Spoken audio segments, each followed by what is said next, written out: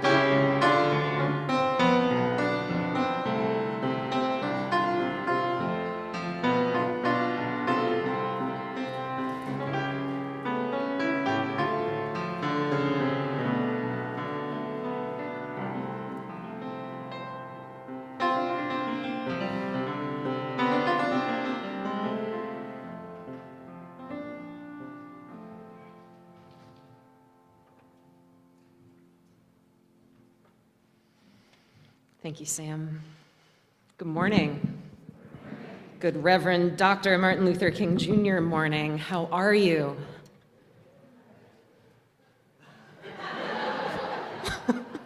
That's okay. That's okay. It's good you're here. It is good you're here. It is good I am here. How lucky we are to have this sanctuary of fierce and gentle peace and friendship to visit, to return to try out week after week. And it is with peace and friendship that I say, whoever you are, wherever you are from, whomever you love, whatever it is you have once done or still really need to do, you are welcome here, and we are so glad that you too have joined us in peace and friendship this morning. Beloveds, today, of course, we lift up the wisdom, the questions, the life, the myth, the man, Reverend Dr. Martin Luther King, Jr., who perhaps would have turned 97 years old this past Wednesday, January 15th, were he not assassinated when he was just 39 years old. Though we certainly mourn what he did not live to preach or to do or to be in this world, King left us with a great wealth of teachings and actions, enough to last us a lifetime, even many lifetimes, to fully understand and embody. Our call to worship this morning is a poem by a student of King's nonviolent philosophies and love-centered theology, Bell Hooks. I share a poem from Bell Hooks's book, When Angels Speak of Love, titled simply 15. It highlights a few of the ways that love can be an action. 15 by Bell Hooks. Hold on, take my hand, let go on the ride, race you downhill, uphill, dust on the dirt road clinging. Let me follow you any place in love. In love, there is no end. We are glory. Everywhere in nature, a paradise surrounds us. Wild tenderness. Take hold. Loose and let our spirits soar. Let's read it together. I'll say a line, which is usually just 2 or 3 words, and if you feel so moved, you can say them after me. Hold on. Take my hand. Let go on the ride. Race you downhill. Uphill. Dust on the dirt road clinging. Let me follow you any place. In love, there is no end. We are glory. Everywhere in nature, a paradise surrounds us. Wild tenderness, take hold. Loose and let our spirits soar. Let it be so. Good morning, my tender, wild friends. As our choir rises to the chancel to lead us into worship, let's turn to our neighbors now, welcome them in, and ask them how they are doing for real.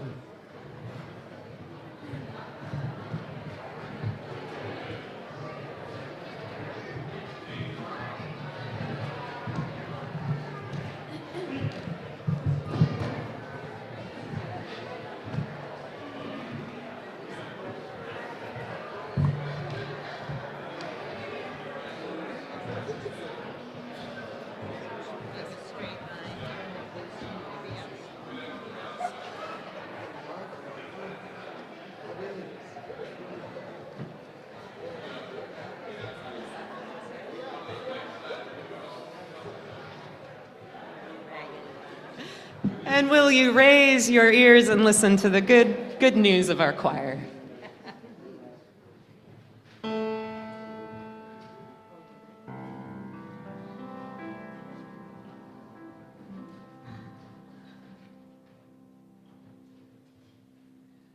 Circle round for freedom.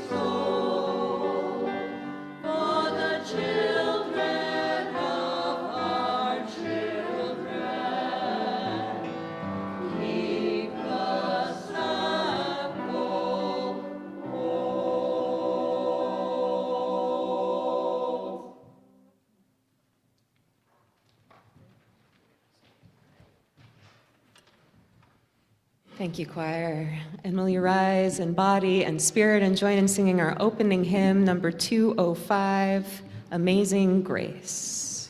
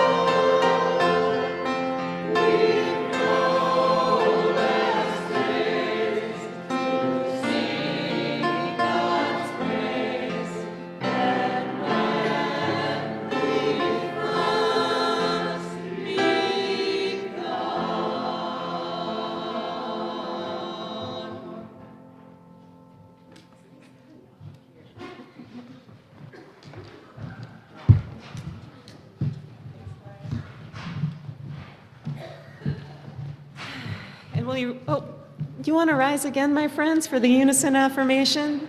Little plyometrics this morning.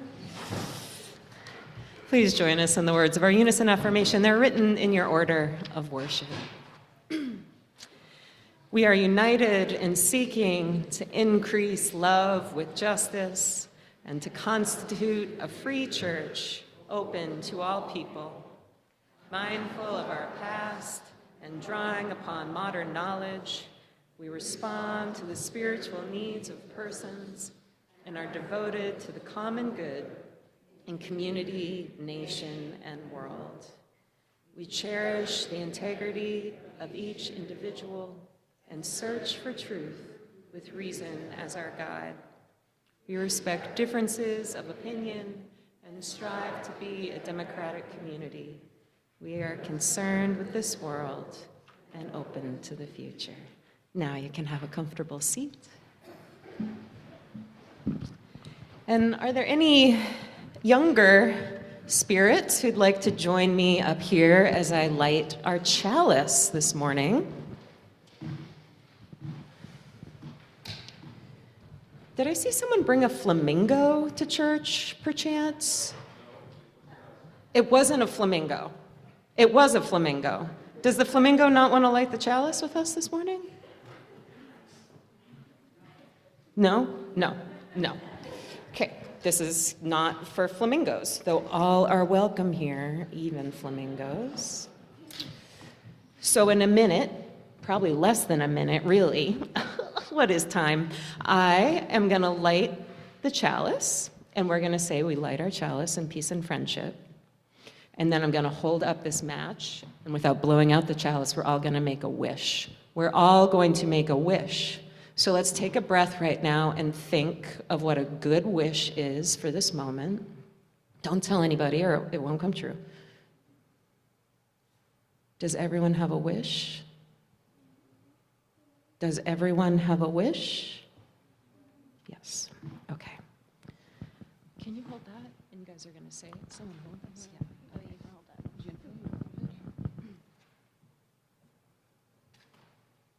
We light our chalice in peace and friendship.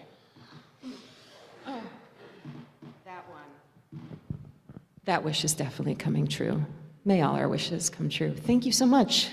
Excellent job. We'll see you later. Good morning, Gwen. Gwen, today as we celebrate Martin Luther King Jr., I believe we are celebrating someone else during our Time for Wonder, aren't we? Yes. So today, Dr. King is not the only person we are thinking about today. There's many others who came before him and helped build the path that he walked. People like Fanny Barrier Williams, who is a Unitarian Universalist, whose life reminds us to live our UU value of justice. And it's called to dismantle racism and all forms of systemic oppression. Amen. More than 150 years ago, before cars and airplanes, when people traveled by train and women wore long skirts and hats, a little girl named Fanny Barrier lived in New York State with her parents, her brother, and her sister. Fanny's family went to school. Raise your hand if you go to school. Yeah? Yeah? Did chores? Raise your hand if you do chores. Played in the snow. Raise your hand if you played in the snow, or you're going to play in the snow today. Yeah. And went to church on Sundays. Raise your hand if you went to church on Sunday. Just like many families do now. Her dad was a deacon, her mom taught Bible school, and Fanny played the piano and loved to paint. In many ways, her life was ordinary and happy, but one thing made it very different. Back then, and still today, many people wrongly believe that some people were better than others. Men better than women, white people better than black people, and Fanny Barrier was a black girl. When she grew up, Fanny wanted to study music and art. But when she went to Boston, her classmates said, "We don't want her here. She's dark, so she doesn't belong. If she stays, we'll all go." So the school asked her to leave. So she went to Washington, D.C. to study painting. But there, she had to sit behind a screen so no one would see her. If the other students know you're here, the teacher warned, they'll make you go. Over and over again, people told Fanny she didn't belong, not because of who she was inside, but because of the color of her skin.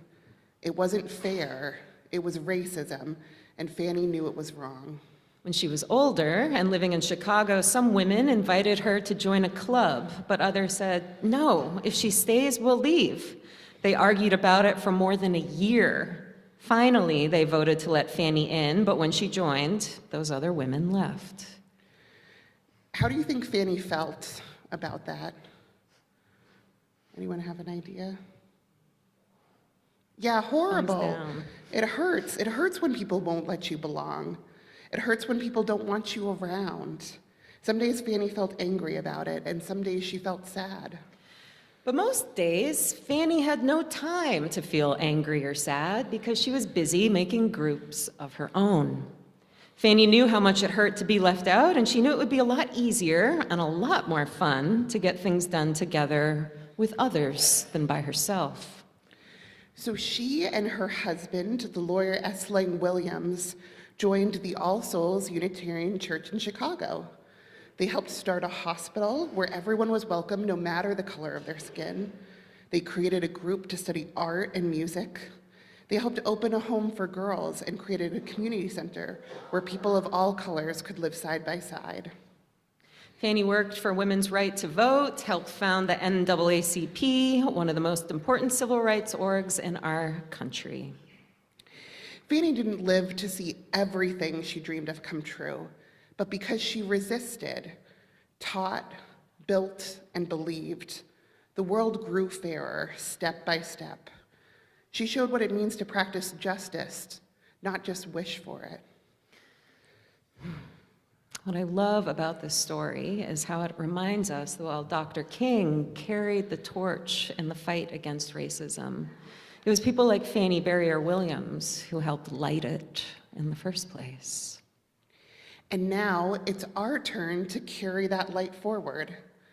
Every time we speak up or we bear witness to or help change something that isn't unfair, we are practicing resisting racism, and we are living our UU values of justice. And now, let's keep our lights shining while we say our children's blessing. We are Unitarian, Universalists, people of open minds, loving hearts, and helping hands. Thanks to our volunteers helping with Children's Chapel and Junior Youth Group this morning.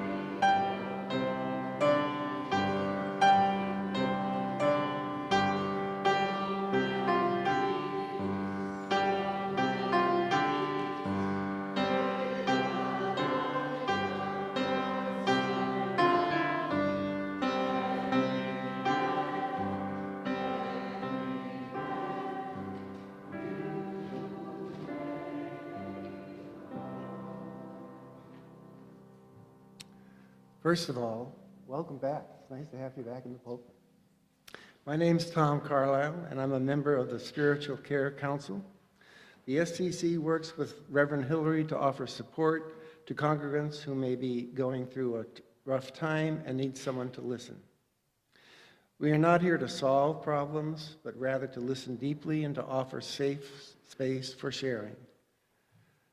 We're not meant to replace our minister, but rather provide an additional layer of care, and will always hold what you share in confidence. One or two of us are always available during coffee hour should you wish to talk or set up a time to meet. Look for someone wearing a pink heart pin. This is the time in our service for quiet contemplation or meditation.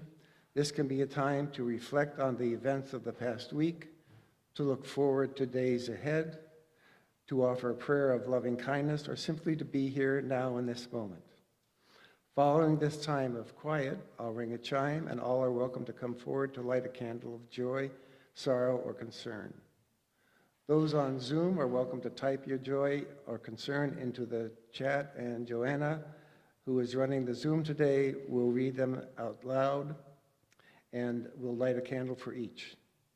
But first, please join me in taking a deep, peaceful breath in, a calming breath out, and enter into the sacred time of silence.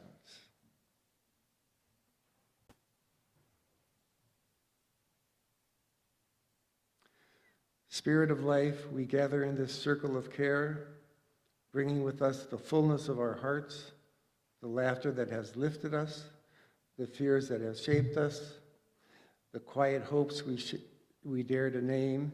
May the light we kindle here shine beyond this moment, carrying our shared humanity into the wider world. May it be so.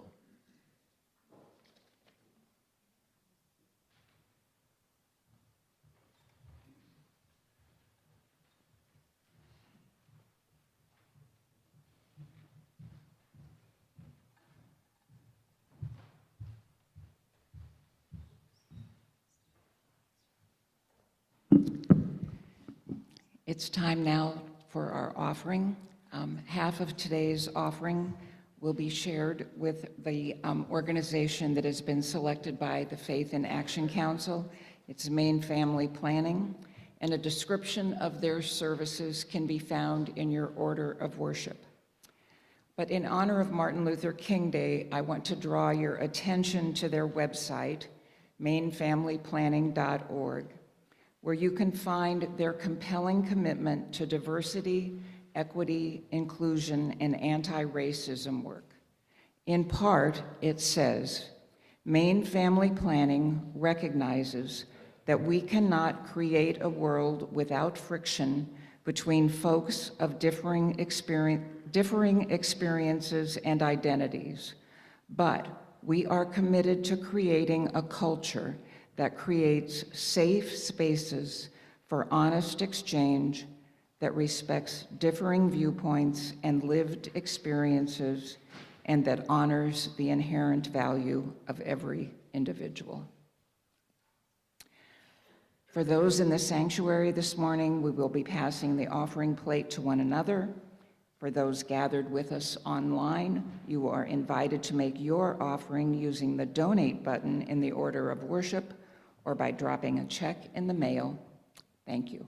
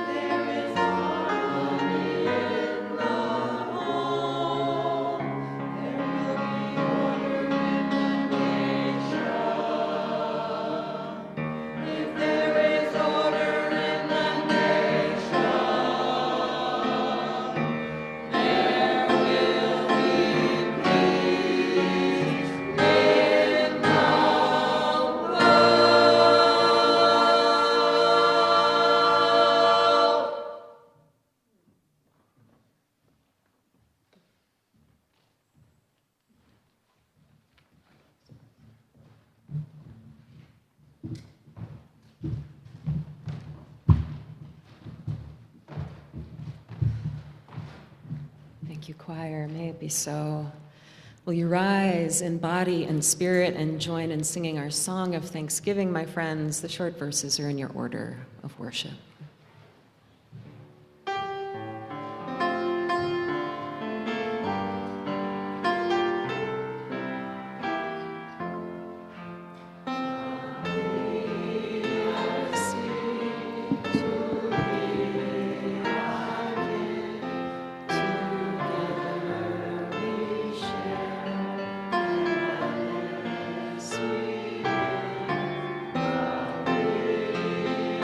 See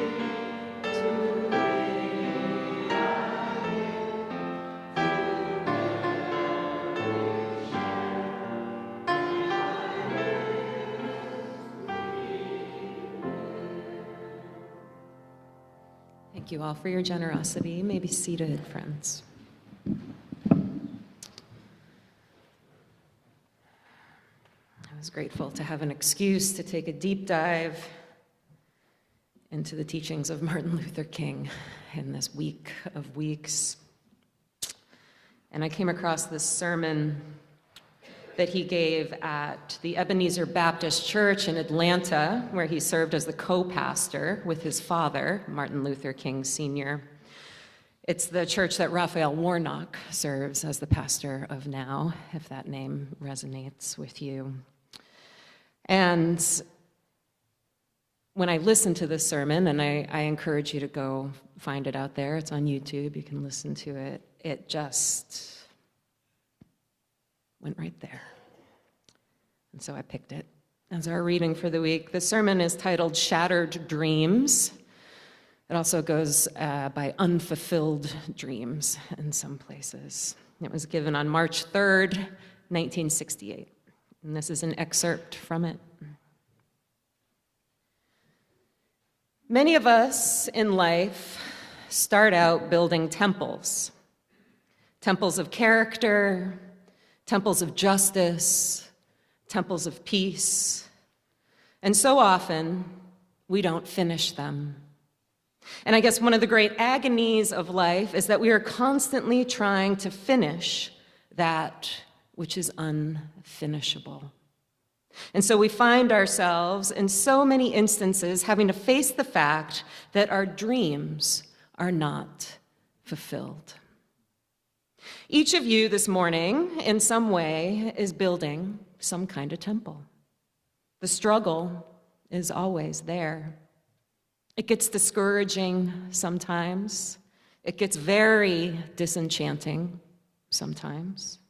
Some of us are trying to build a temple of peace. We speak out against war, we protest, but it seems that your head is just banging against a concrete wall. It all seems to mean nothing. And so often, as you set out to build the temple of peace, you're left lonesome, discouraged, bewildered. Well, that's the story of life. And the thing that makes me happy is that I can hear a voice crying through the vista of time saying, it may not come today, it may not come tomorrow, but it is well that it is within thine heart. It is well that you are trying.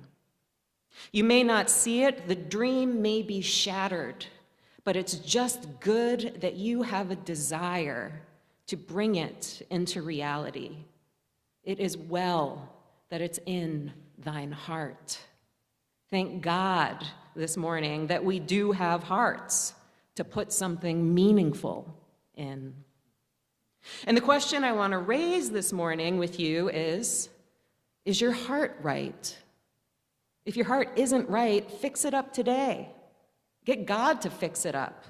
Get somebody to be able to say about you, he may not have reached the highest height, he may not have realized all of his dreams, but he tried. Isn't that a wonderful thing for somebody to say about you? He tried to be a good man. He tried to be a just man. He tried to be an honest man. His heart was in the right place. Again, I encourage you to go listen to the whole thing. My voice does not do justice to his. On the evening of April 3rd, 1968, exactly a month after he delivered the sermon Shattered Dreams, and fewer than 24 hours before he was shot and killed, Martin Luther King Jr. gave a speech at the Mason Hall in Memphis called, "I've Been to the Mountaintop." Though he was fully aware that each day, each march, each sermon, each meal, each hug given to his wife and children could well be his last, many hear this sermon as prophesizing his imminent death. He begins the speech with a hypothetical scenario. He says, "If I were standing at the beginning of time, with the possibility of taking a kind of general and panoramic view of the whole of human history up till now. And the Almighty said to me, Martin Luther King, which age would you like to live in? I would take a mental flight.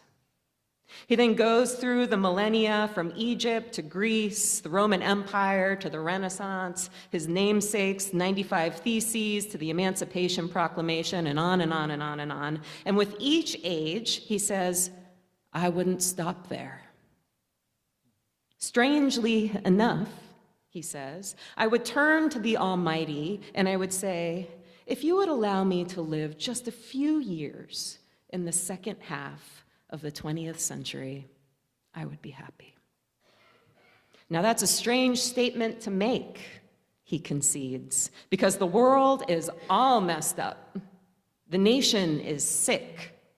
Trouble is in the land, confusion all around. That's a strange statement, he says. But I know, somehow, that only when it is dark enough can you see the stars. And I see God working in this period of the 20th century in a way that men, in some strange way, are responding to. Something is happening in our world, he says, and I'm just happy that God has allowed me to live in this period to see it unfold. Now we might, and we should, see King's gratitude for living and leading in a time when the world was all messed up, as his ability to maintain his view of the bright stars amidst a time of deep darkness, as further proof of his transcendent nature and remarkable courage. However, King could see the stars because he also saw the darkness. In fact, he intimately knew the darkness. Yes, darkness in the form of injustice, hatred, cruelty. I've been hit so many times, I'm immune to it, he wearily responded when a reporter asked him if he was okay after seeing him hit by a flung rock during a march. But King knew well another form of darkness, a darkness that can blanket the sky for those who try to make good change in a messed up and sick world. The darkness of depression, of fear, and of doubt. It's commonly understood amongst clergy that we're often preaching the sermons we ourselves need to hear. And we certainly hear King's struggle in his sermon, Shattered Dreams, given exactly a month and a day before he was killed. Clarence Jones, one of King's closest advisors and best friends, described him as constantly questioning if this country was too sick to be saved, and full of anxiety. He was always feeling guilty, Jones explained in an interview. King blamed himself when things didn't work out. He always felt like he wasn't doing enough, always felt that he wasn't doing his best, and that he was not good enough to be part of this movement. Resonate with anyone? I do not share these reflections of Martin Luther King Jr. with the intention of dethroning him as one of the great prophets and leaders of American history. Rather, when I read the sides of MLK that are not included in his national mythos, the awe for the man and the inspiration I draw for his activism only intensifies. Because I am reminded that Reverend Dr. Martin Luther King Jr. was not a myth. He was a man, a human being, having the same exact responses to stress, to pain, to worry, to sorrow that I have. And I bet that you have. And so I read of his doubts about himself and doubts about the movement, doubts about the world, not as a dismissal, but rather as an open door and an invitation to, like he did, just try. Just try to see the stars in the darkness. Because amidst all those doubts, King kept trying. And though he didn't finish the temple, and to this day, the temple of peace, the temple of justice that he tried to build remains unfinished, look what he did by trying and trying and trying and trying. And that's where this idea of king as this mythic, miraculous figure is founded, in his astonishing capacity to keep trying. Despite having all the freakouts that we all have, he possessed an inextinguishable fire of commitment for the cause of justice and an inexhaustible courage to sustain the struggle for justice. The struggle that could lead to the solution, the struggle that is itself the solution. Because when we keep on trying to live with love, not hate, peace, not war, courage, not fear, hope, not despair, the oppressors have not won and cannot win. Look what he did just by trying and trying again. Look who he became. Look at all he inspired just by trying again. You know how he did it? You know how he kept that fire burning? How that source within him stayed strong and at the ready? He had something called faith. Oh, this morning, King bellows as he begins the concluding crescendo of his shattered dream sermon.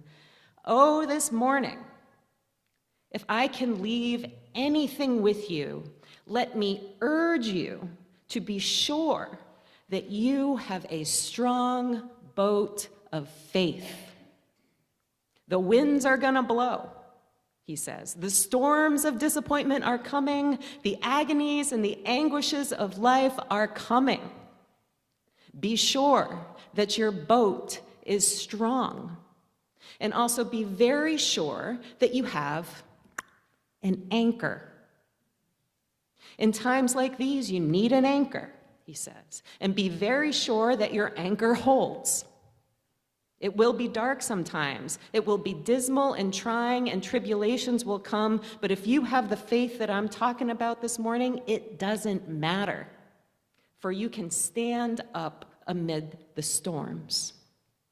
And when you get this faith, he says, you can walk with your feet solid to the ground and your head to the air, and you will fear no man. You will fear nothing that comes before you. Okay. My good friends, you might have heard me say on numerous occasions over the past year, as the world has been all messed up and the nation very sick, that this is no time to be half-hearted in your faith. And so the question that I have for you this morning is not what is in your heart or is if your heart is right. I think you all have very good hearts with very meaningful things in them. I really do. But do you have faith? And do you have an anchor of faith? Now I know the word faith is not one of our UU values, nor does it show up in the principles, nor do we say it out loud in our unison affirmation or unison benediction or when we light the chalice. But this is a house of worship.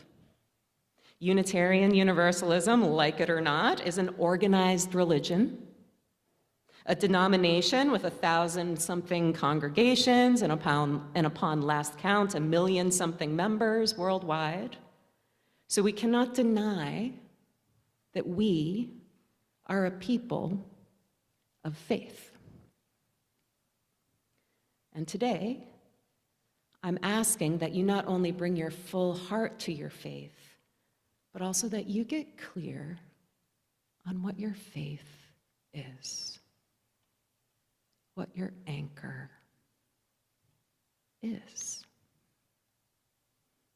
I'm not going to tell you what it is or what it should be. You would get so mad at me if I did. And that's the beauty and the challenge and the life source of Unitarian Universalism. But I will say that your faith is, as King says, what will anchor you when you undoubtedly lose yourself in these times. The pulls of hate and fear and resignation are very strong, very insidious, and very addictive. The purpose of faith is to have something to hold on to return to remember when those destructive feelings start tugging you left and right. Now, it is very possible you have no idea where to start with this faith thing.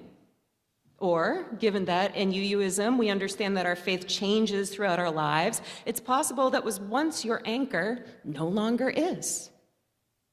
Maybe that's why you're here. Cool. Thanks for trying. I know, my friends, that when I find myself adrift without an anchor or a compass in the choppy seas of life, I often turn to my bookshelf of old divinity school doorstoppers and pull out a tome by one of the greats. Paul Tillich, one of the foremost theologians of the 20th century and a big influence on Martin Luther King, writes of this quandary about faith and what to do when you can't figure out this whole higher power thing. He writes, and trigger warning, a lot of you are not going to like the first sentence of this quote. Just take a deep breath and stay the course, okay? This is a good practice for finding an anchor just in the moment. Paul Tillich writes, "The name of the infinite and inexhaustible depth and ground of all being is God. That depth is what the word God means. And if that word has not much meaning for you, translate it and speak of the depths of your life, the source of your being, of your ultimate concern, of what you take seriously without any reservation." I'm going to read it again.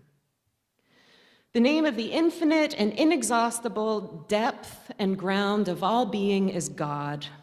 That depth is what the word God means. And if that word has not much meaning for you, translate it and speak of the depths of your life, the source of your being, of your ultimate concern, of what you take seriously without any reservation. What's your ultimate concern? What do you take seriously without any reservation? It's just firmly there as the source of your being. You might not know. Good questions, though. Friends, if you want to try and make the world a better place, a place with less hate, less fear, less oppression, and more peace, more love, more care, you must have faith in something to stay the course and maintain these intentions, especially in times like these. Maybe it's love. Maybe it's God. Maybe it's the inherent goodness of all beings, the interdependent web of all life. Maybe it's just knowing that you are not alone. I can't know for you. Only you can know for you what the source of your being is, what the anchor of your faith is. And I urge you to seek it out, to learn it, feel it, know it, try it, and keep it well within thine heart. Thank God this morning we have hearts and we can put something in them. Set an anchor of faith to your heart, my friends, and do not be half-hearted in your faith. Then go out there and try, and just try again, and just try again, and try again, and take a break, and listen to Taylor Swift, and watch the Kardashians, and then go back out there and try and try and try and try. For the struggle is the solution. As long as it continues, they don't win. And I, and many people, are trying, and trying, and trying, and trying right alongside you. And we love you. Because you are alive with us at this time, and you can point out stars to us that we cannot see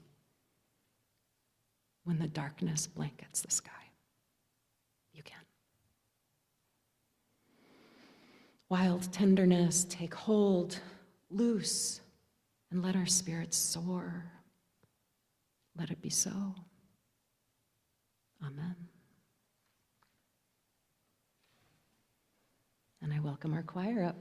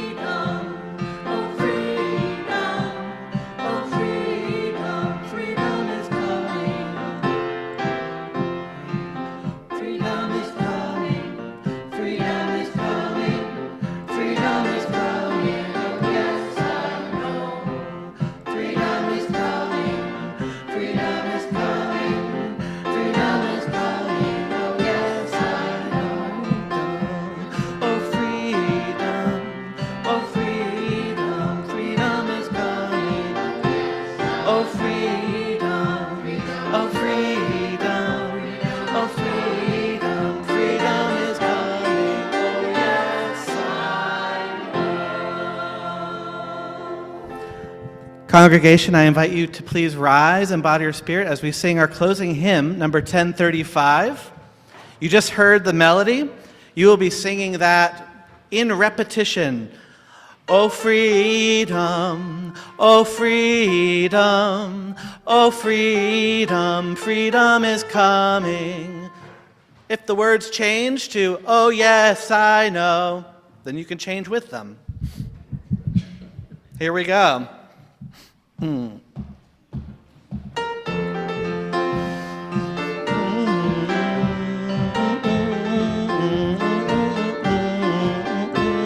Oh freedom, oh freedom, oh freedom, freedom is coming. Oh freedom, oh freedom, oh freedom, freedom is coming. Oh yes, oh freedom, oh freedom, oh freedom, freedom is coming. Oh yes, oh freedom, oh freedom, oh freedom, freedom is coming. Oh yes, I know. Oh yes, I know. Oh yes, I know. Freedom is coming.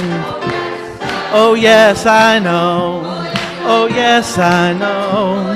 Oh yes, I know. Freedom is coming. Oh freedom. Freedom is coming. Oh freedom. Oh freedom. Oh freedom, freedom is coming, oh yes. Oh freedom, oh freedom, Oh, freedom, freedom is coming. Oh, yes, I know. Oh, freedom, freedom is coming. Oh, yes, I know.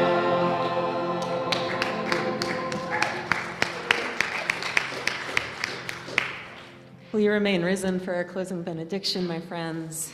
And again, all are welcome to join in the common room, a cup of coffee for a further conversation about the practice of resistance right now. Thank you, choir. Thank you, Sam. May all beings be free of suffering and the causes of suffering, free of fear, free of hatred, free of loneliness, free of doubt. And may all beings experience profound joy and the causes of profound joy, the joy of beauty, the joy of laughter, the joy of loving kindness, until we all get free. And will you join in the words of our unison benediction written in your order of service? For those who come here seeking God, may God go with you. For those who come embracing life, may life return your affection. For those who come to seek a path, may the way be found and the steps to take it step by step. Go in peace, my friends. The service begins when the service ends.